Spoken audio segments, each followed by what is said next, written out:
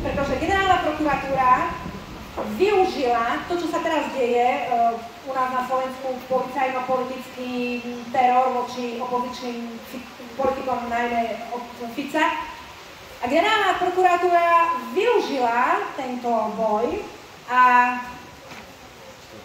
oznámila o sebe v súvislosti s Hamranom, pretože Hamran kritizoval Žilinku, a krajskí prokurátori na obranu Žilinku vydali vyhlásenie, že teda si vyprosujú, aby Hamran takto urážal Žilinku, a prehlásili, že prokurátori vždy dodržiavali zákon, vždy konali v súlade so zákonom a tak ďalej. Ja tu mám všetko v svojom článku.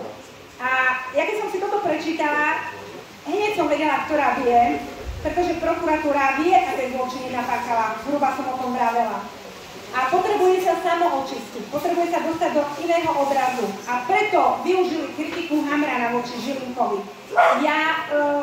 Hamran je ten posledný, kto by mal moje sympatie, ale prečo by Hamran nemohol kriminalizovať, lebo to bolo o tom, že nebude kriminalizovať generálnu prokuratúru, a ja nevidím dôvod, prečo by Hamran nemohol kriminalizovať generálnu prokuratúru, ak je dôvod. Pretože tento kult prokuratúry, aby nikto nemohol kritizovať generálnu prokuratúru, je niečo veľmi nebezpečné. A znova, prokurátori to urobili tak rafinovane, že zneužili situáciu, že Hamran teraz, aj keď neoprávnene kritizuje Žilinku, ja do toho až tak ich sporu nevidím, poznám to teraz z médií, toto prednášajú smeráci, ale v podstate je tá, Hamran je dokonca povinný kriminalizovať aj prokuratúru, ak je problém. Ak je na to samozrejme dôvod, súladiť so zákonom, to musí robiť a tak ďalej, ale principiálne nemôže byť niečo také, aby policajný orgán nemohol kriminalizovať prokuratúru, ak je dôvod. Proste znova to prokurátori tak otočili, že postavili sa doslova, prešli samoočistcom a vyhlásili sa za etalón zákona. A mne z toho bolo nie že zle, je to celé hrozné, pretože týmto postupom sa urobí obrovská hrubá čiara za covidom a odteraz je prokuratúra fajn, ideme ďalej. Takže ja uvidím, ako sa prokuratúra postaví k môjmu trestnému oznámeniu k tomu, čo sa stalo dnes, že legitimujte sa, lebo sa podobáte na danú osobu. A my už aj tak poznali, aj tak sa legitimujte. A uvidím, ako sa teda k tomu postaví sú etalón zákona. Toto je celé zlé. Ak toto prejde prokuratúre, ak to prejde ústavnému súdu, to, čo sa stalo, nie je dôvod, aby sa to znova zopakovalo. A tu by som ešte chcela nadviazať, čo ste vybravali o tých Američanoch. Ja som mala teda minulý týždeň s Robom Bačenským reláciu a Robo je bývalý profesionálny vojak, ktorý bol v Kosove, vrátil štátne vyznamenanie po tom, čo, lebo vlastne to bolo nejak pod záštitou NATO, tak jednoducho sa vymedzil voči tomu, že ak to vyznamenanie má byť udelené teraz skrz aj teda na tom, tak ako na tomto sa nechce podielať, tak vrátil to vyznamenanie. Považuje na to za zločineckú organizáciu. A dostali sme sa k tomu, že teda aj dohodnutým programom bolo to, že si zreferujeme niečo z tej severoatlantickej zmluvy. A teraz prosím ťa, nechaj mi to otvoriť. Ja som prvýkrát tú severoatlantickú zmluvu otvorila, ja som nikdy nevidela. Počúvame o nej článok 5 a tak ďalej. Robo chcel poukázať na to, že ten článok 5 sa nedočíta a čo tam je, ale ja som si tam všimla niečo úplne iné, vážení. Článok 5? Nie článok 5. Poď pekne do preambuly. Ja mám preambulu prečítanú. A tam, čo som si všimla, lebo je v angličtine aj daj do slovenčiny úplne na začiatok. Tak mi to otočí. Ak to nebudem vedieť prečítať, tak nevadí. Ale tá preambula hovorí. Preambula to ešte pred tým textom, hej? Takže nemám okuliare, som zabudla. Takže zmluvné strany tejto zmluvy opätovne potvrdzujú svoju vieru v ciele a zásady Charty Spojených národov a svoju túžbu žiť v miery so všetkými národmi a všetkými vládami. Sú odhodlaní hájiť slobodu spoločné dedičstvo a kultúru svojich národov, založenú na zásadách demokracie, slobody jednotlivca a právneho poriadku. A teraz to príde, počúvajte. Snažia sa podporovať stabilitu a blahobyt národov v severoatlantickej oblasti. A je to tu. Zmluva z NATO, Severoatlantická zmluva, je o tom, že zmluvné strany pristúpivšie sa zaväzujú budovať blahobyt národov v Severoatlantickej oblasti.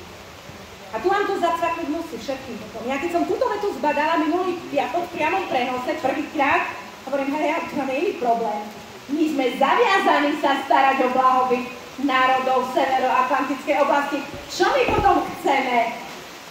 Preto si všimnite, každá jedna vláda, ktorá príde nová k moci, v tom momente otočí. V tom momente už je tak trochu národná ešte a tak dosť protinárodná.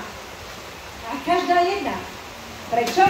Lebo tu je ten záväzok budovať blahobyt, well-being, blahobyt národov Severoatlantickej oblasti, nie slovenských národov, národov Severoatlantickej oblasti. Takže tu je celý problém. Preto ja vravím, ja som zastanca neutrality. Ak by som teda ja bola vo vláde, určite by som to na neutralitu dávala. Neviem, ako odborník kýve. Tak dobre na to idem potom. Takže ja nesúhlasím s tým, že sme v NATO. Absolútne nie. Je to o blahobite národov Severoatlantickej oblasti. A ja si tak podľa mojich schopnosti a poznatkov nepatríme asi medzi národy Severoatlantickej oblasti, takže to nie je o našom blahobite. A ďalšia veta, nie ďalšia veta, ale zo stránky, ja to mám v tom článku sama určite, a ďalšia k tomu poznámka, ak pôjdete na oficiálnu stránku NATO, tak vlastne tam je napísané to, že za to, že sa zaväzujeme starať o blahobyt národov Severoatlantickej oblasti, za to nám oni poskytnú politickú a vojenskú pomoc. Takže my sa staráme o ich blahobyt a za to nás oni politicky riadia. Dobre, nie? To je také. Takže ak si toto rozústate ako právnik, ak rozumiete tým pojmom tomu, čo tam sa hovorí, tak prídete na to, že tu nie je možné, aby ďalšia vláda za zotrvania nášho NATO inak konala. Pretože tu proste to jednoducho nejde. My sme zaviazaní k tomu. A to je celé. A zmluvy sa plniť musia. Tak ich plníme. A potom už len hovorím, tí naši politici točia ako hadi, prečo je to tak, jedno rozprávajú, druhé robia.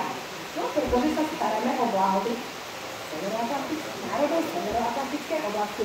Ja by som si prijala, aby tí politici sa starali o blahobyt Slovenska, aby sa starali o blahobyt národa v podtatranskej oblasti. Nech to páči, poďme. Už to dal jednu základní informaci, která není moc známá, ale z vojenského hlediska je povinností každého státu na to nejdřív zajišťovat vlastní obranu a potom teprve přispívat do té hromadné bandy globálního agresora. A to nikdo dneska nedělá. Všichni se cpou do té globální bandy a nikdo není schopen ani ochoten zajišťovat vlastní obranu. Vidíme to i ve vztahu k Ukrajině.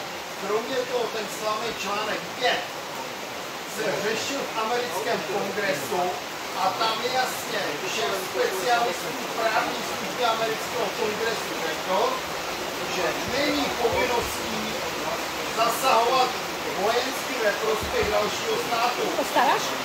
Dokedy? Dodajte. Ale tu mám vec.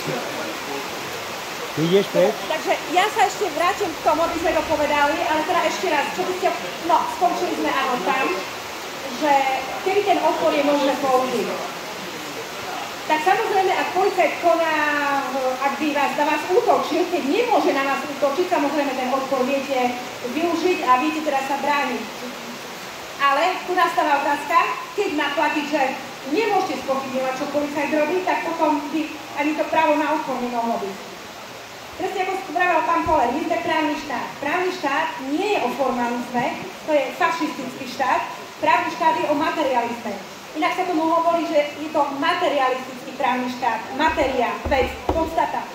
Takže my potrebujeme skúmať nie tú formu, že v takýchto vyhročených situáciách, že prezumuje sa podľa zákona, že teda policajt má pravdu, ale tú materiu, či ho naozaj aj v tom čase mal. Pretože ak viem, a aj on vie, ten policajt, znova sa vrátim k tomu rúšku, my obidvaja vieme, že neexistuje povinnosť na prekrytie dýchacích ciest a on ma bije, no nech mne niekto skúsi vysvetliť, že mám prezumovať, že on koná správne.